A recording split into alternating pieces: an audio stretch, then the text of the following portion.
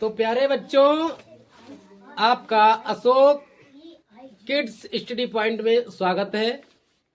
आज हम आप लोगों को टेंस पढ़ाएंगे।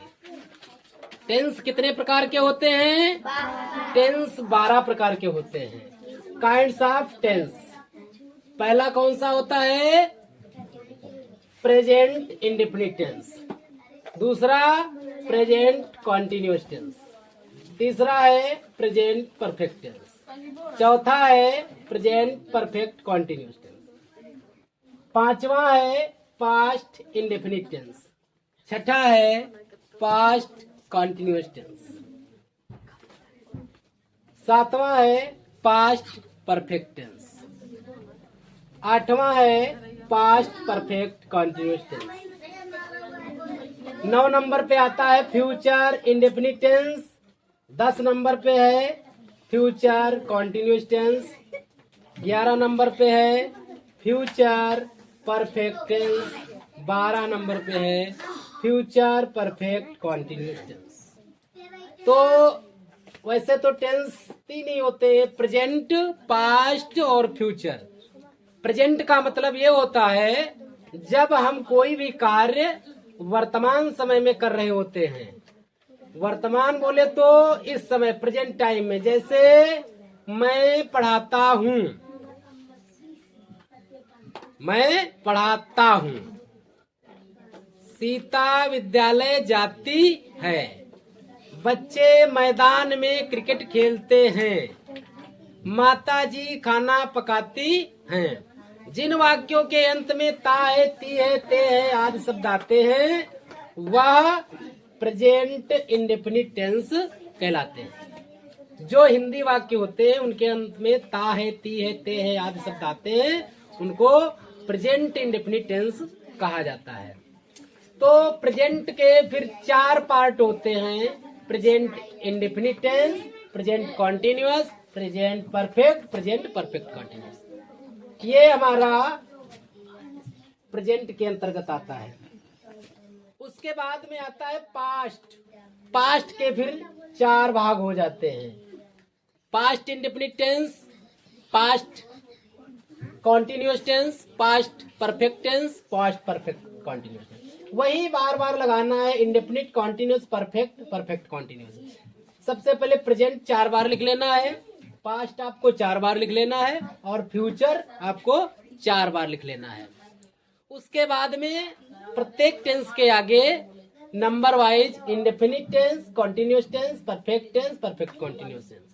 वही प्रक्रिया अपनाते हैं: indefinite tense, continuous tense, perfect continuous tense, perfect continuous tense, perfect tense और परफेक्ट कॉन्टिन्यूअस टेंस। वही प्रक्रिया आगे फिर फ्यूचर में। फ्यूचर का मतलब होता है भविष्य काल। फ्यूचर इंडेफिनिट टेंस, फिर कॉन्टिन्यूअस टेंस, फिर perfect tense, perfect continuous tense होता है। तो सबसे पहले बताना चाहेंगे जो आपका प्रेजेंट है, प्रेजेंट, PRESENT, प्रेजेंट। प्रेजेंट का मतलब होता है वर्तमान, ठीक है। और टेंस अगर लिख दिया जाए TENS, टेंस, तो काल हो जाता है। क्या हो जाता है? काल, वर्तमान काल हो गया। फिर होता है पास्ट, पास्ट टेंस। पास्ट का मतलब होता है जो समय बीत गया है, जो समय गुजर गया है। मैं मुंबई में रहता था, मैंने खाना खाया, ठीक है। जो काम भूतकाल में हो जाता है, भूतकाल, बीत जाता है जो, ठीक है, भूतकाल। उसके बाद में आता है फ्यूचर, FUTURE, फ्यूचर टेंस। ये होता है हमारा भविष्य काल। भविष्य बोले तो भविष्य का मतलब आगे भविष्य में कुछ करना है। जैसे मैं कल विद्यालय जाऊंगा, मैं कल क्रिकेट खेलूंगा, सीता कल विद्यालय जाएगी, इत्यादि। पिताजी बाजार जाएंगे। इसमें क्या होता है, ये अब तो बता दिया है। अब ऐसा करते हैं, सबसे पहले इन 12 टेंसों में ये टेंस जो हैं, सबसे पहले प्रेजेंट को हम समझाते हैं। प्रेजेंट इंडेफिनिट टेंस में पहचान और कैसे ये बनाया जाता है, अनुवाद कैसे किए जाते हैं, इसमें कौन सी सहायक क्रियाएं लगती हैं, और अफर्मेटिव में क्या प्रयोग होगा, निगेटिव और इंट्रोगेटिव में कौन कौन से नियम लागू होंगे। तो देखते हैं, इतना तो आप लोग समझ ही गए होंगे।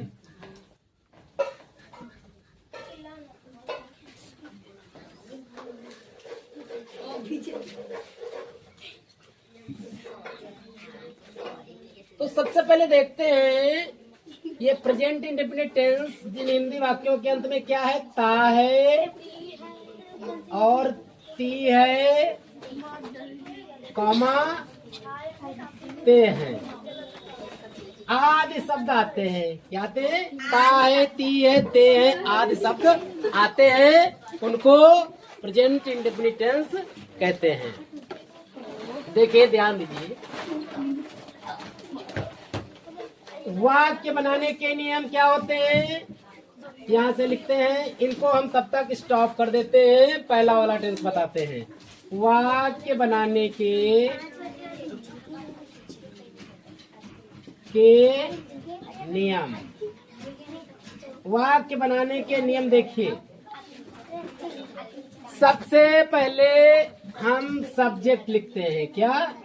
सब्जेक्ट।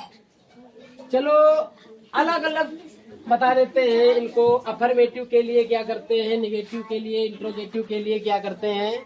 तो सबसे पहले देखिए, हम असर्टिव सेंटेंस जो बताते हैं, असर्टिव सेंटेंस।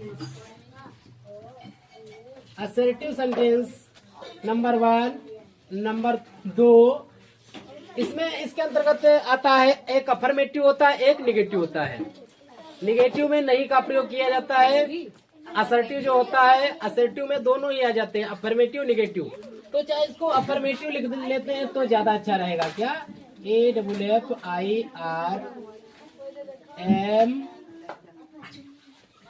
AFFIRMATIVE, affirmative. चलो अफर्मेटिव कर लेते हैं। दूसरा है निगेटिव, NEGATIVE, निगेटिव सेंटेंस। तीसरा हमारा होता है, देखिए तीसरा है फर्स्ट इंट्रोगेटिव सेंटेंस। चौथा हमारा है first interrogative negative sentence. First interrogative negative sentence. 5वें नंबर पे आता है second interrogative sentence.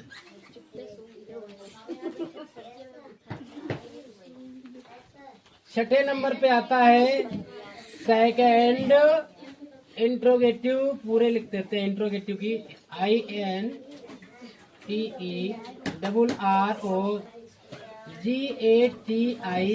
Interrogative sentence. तो ये हम इन 6 प्रकार से बना सकते हैं, यही ज्यादातर यूज होते हैं। पहला देखिए असर्टिव सेंटेंस कौन सा होता है। जैसे कोई वाक्य बोलिए जिसमें नहीं ना लगा हो, क्या ना लगा हो, क्यों ना लगा हो, साधारण सा होना चाहिए। बताइए, जैसे सीता विद्यालय जाती है, इनके नियम पहले बता दें। सबसे पहले देखिए, सबसे पहले इसमें लिखते हैं सब्जेक्ट प्लस वर्ब की फर्स्ट फॉर्म या वर्ब की फर्स्ट फॉर्म में एस या ES लिख देते हैं, प्लस OBJECT, ऑब्जेक्ट लिख देते हैं, फुल स्टॉप लगा देते हैं। सब्जेक्ट वर्ब की फर्स्ट फॉर्म होगी या वर्ब की फर्स्ट फॉर्म में एस या ES लगेगी, वह भी कर्ता के अनुसार। कैसे? सब्जेक्ट अगर सिंगुलर है, देखिए सिंगुलर ये आ रहा है SINGULAR, सिंगुलर सब्जेक्ट है, और एक होता है प्लूरल। तो सिंगुलर में आता है ही, सी और इट, और क्या नाम उसका, किसी का नाम, किसी का नाम। ठीक है। इसमें प्लूरल में कौन कौन आता है? प्लूरल में आता है आई, बैठ जाओ, वी, यू, दे, ये आते हैं। इसके साथ में वर्ब की, इसके साथ में वर्ब की फर्स्ट फॉर्म में एस या ईएस आती है, और इसके साथ में वर्ब की फर्स्ट फॉर्म ही प्रयोग की जाती है। अगर साधारण वाक्य है, कौन सा है? साधारण वाक्य है, तो ये नियम लागू होगा। जैसा कि सब्जेक्ट प्लस वर्ब की या तो फर्स्ट फॉर्म आएगी, एस लगेगी, या फर्स्ट फॉर्म में आएगी ऑब्जेक्ट। दूसरा होता है निगेटिव सेंटेंस है। निगेटिव में क्या होता है? सब्जेक्ट आता है प्लस डू या डज में से एक आएगा, डू या डज में से एक आएगा, प्लस नॉट आएगी, नॉट लगेगा, प्लस उसके बाद में ऑब्जेक्ट, वो क्या नाम, वर्ब, वर्ब की फर्स्ट फॉर्म होगी, प्लस ऑब्जेक्ट, फुल स्टॉप। फिर क्या है? ये फर्स्ट प्रकार का इंट्रोगेटिव है। फर्स्ट प्रकार का इंट्रोगेटिव कौन सा होता है? जिसमें क्या शब्द सबसे पहले आ जाए, फर्स्ट नंबर में यदि क्या आता है तो वो हमारा होता है फर्स्ट इंट्रोगेटिव। ठीक है। तो सबसे पहले हम उसकी स्पेलिंग नहीं लिखते हैं, उसमें हेल्पिंग वर्ब ले आते हैं। क्या? इसमें डू या डज, इन दोनों में से एक आएगी। अगर प्लूरल है तो उसके साथ में डू आएगा, और अगर सिंगुलर है उसके साथ में डज आएगा। तो या तो इसमें आएगा डू या आएगा does, plus subject plus verb की फर्स्ट फॉर्म और प्लस ऑब्जेक्ट। चूंकि ये इंट्रोगेटिव है तो हम क्वेश्चन मार्क लगाते हैं। डू डज में से एक ही आएगा कर्ता के अनुसार। सब्जेक्ट, यदि डू अथवा डज में से कोई भी शब्द प्रयोग किया गया है हेल्पिंग वर्ब में, तो वर्ब की फर्स्ट फॉर्म ही रह जाएगी।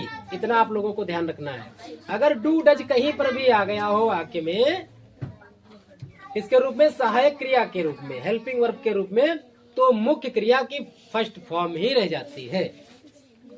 फिर उसके बाद में फर्स्ट प्रकार का इंट्रोगेटिव निगेटिव है। ये इसमें नहीं लगा होगा, एक बार नॉट बढ़ाना आपको। क्या होगा? डू या डज प्लस सब्जेक्ट आएगा, प्लस नॉट लिखेंगे, प्लस वर्ब की फर्स्ट फॉर्म लिखेंगे, प्लस ऑब्जेक्ट लिखेंगे और क्वेश्चन मार्क लगा देते हैं। अब आता है हमारा सेकेंड नंबर का इंट्रोगेटिव। सेकेंड नंबर का इंट्रोगेटिव कौन होता है? सेकेंड नंबर का इंट्रोगेटिव निगेटिव वह सेंटेंस, इंट्रोगेटिव सेंटेंस वो होता है जिसमें बीच में, मध्य में कोई प्रश्न सूचक शब्द होता है। जैसे रमेश अपनी पुस्तक कब पढ़ता है, कब आ गया बीच में? तुम विद्यालय क्यों जाते हो, आ गया क्यों? सीता कहाँ रहती है, कहाँ आ गया बीच में?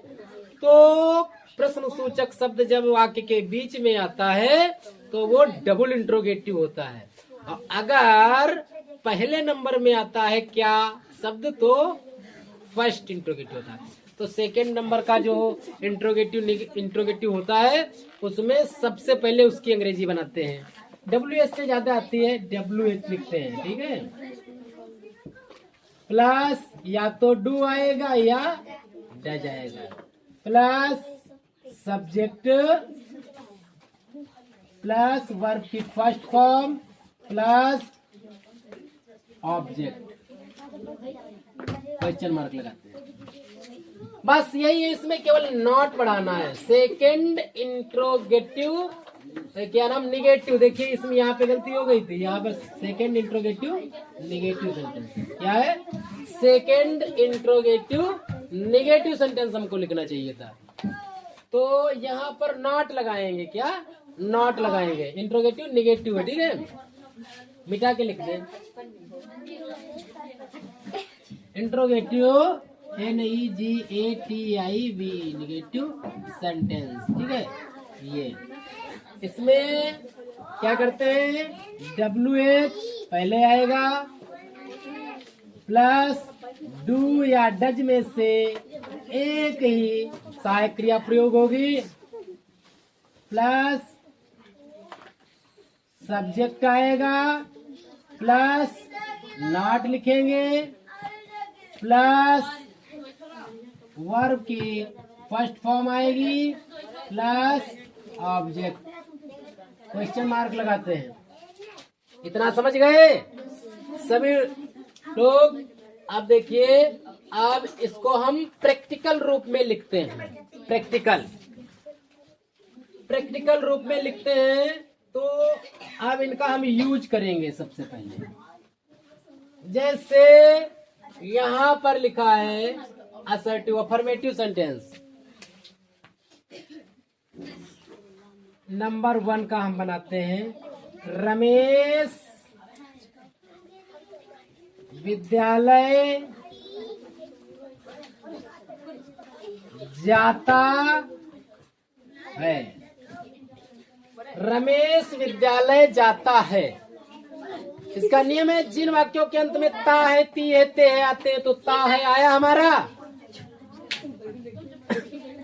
तो सबसे पहले नंबर का वाक्य है, कैसे बनाएंगे, सबसे पहले सब्जेक्ट ढूंढेंगे। सब्जेक्ट कैसे पता करते हैं, कोई भी वाक्य लिखा है तो हम सबसे पहले कहते हैं कौन। कौन का प्रश्न करने पर हमको सब्जेक्ट मिलता है, कर्ता मिल जाता है।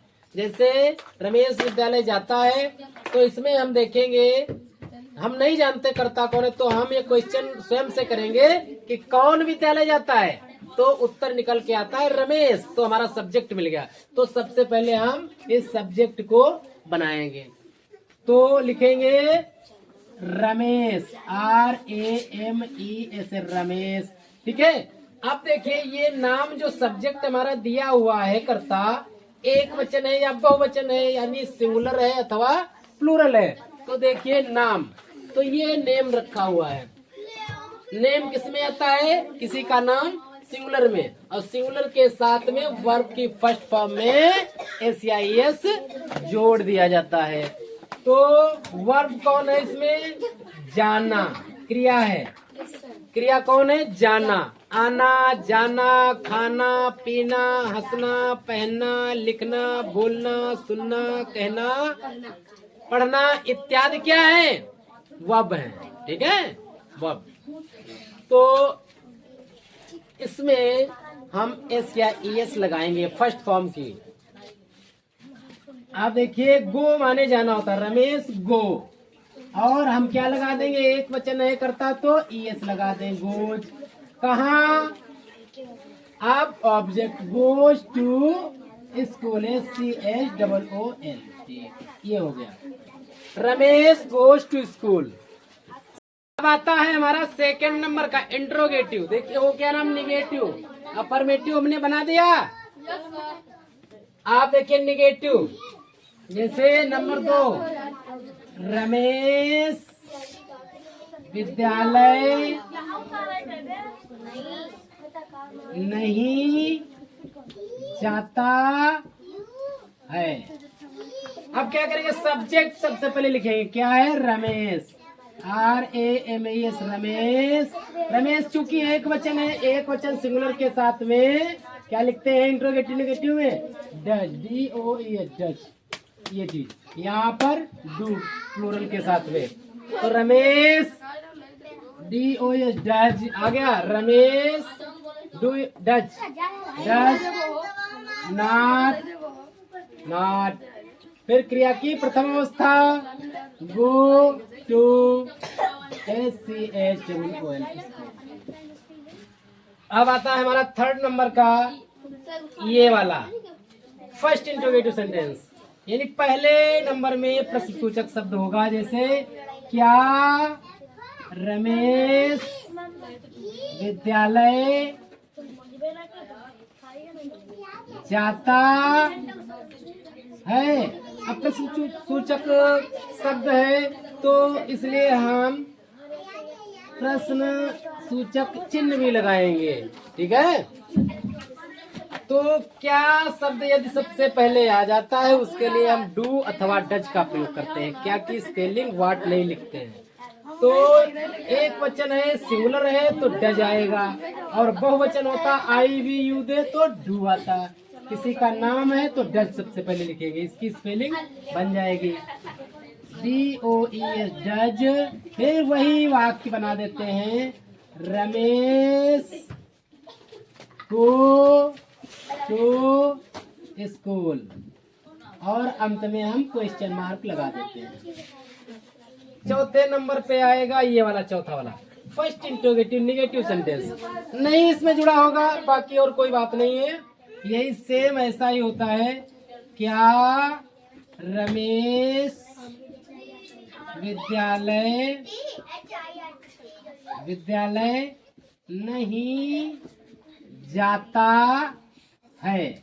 अब देखिए इसमें क्या है, क्वेश्चन मार्क लगा देते हैं क्योंकि कोई प्रश्न सूचक शब्द है।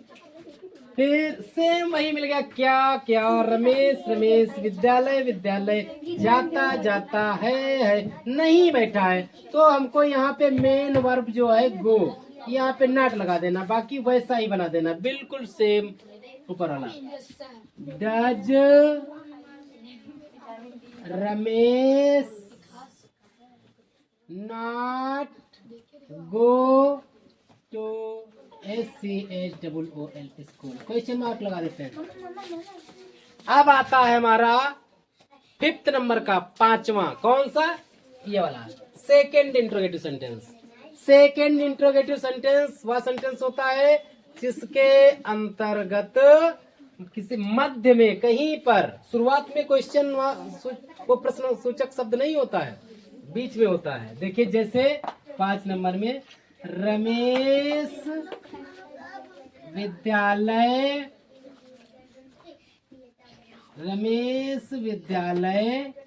क्यों जाता है, या कब जाता है, या कहाँ जाता है, इत्यादि शब्द आते हैं।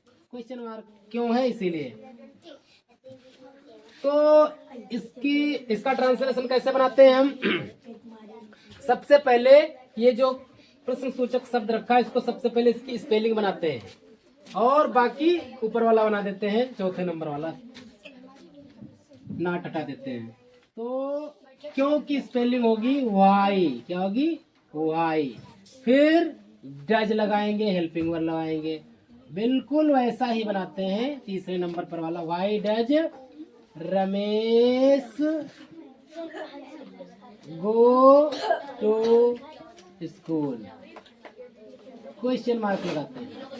आप सबसे लास्ट में सेकेंड इंट्रोगेटिव नेगेटिव। इंट्रोगेटिव तो होगा बिल्कुल ऐसा ही होगा, बिल्कुल, लेकिन नेगेटिव के लिए नहीं का प्रयोग किया गया होगा। देखिए 6 नंबर, रमेश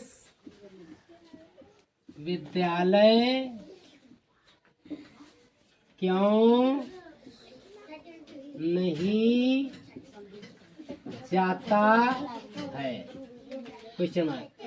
बिल्कुल सेम, रमेश विद्यालय क्यों जाता है। नहीं के लिए क्यों नॉट प्रयोग करेंगे। जब एक जैसा वाक्य तो एक जैसा बनाएंगे, और मुख्य क्रिया से पहले नॉट यहाँ पे लगा देंगे, बस बना लेते हैं।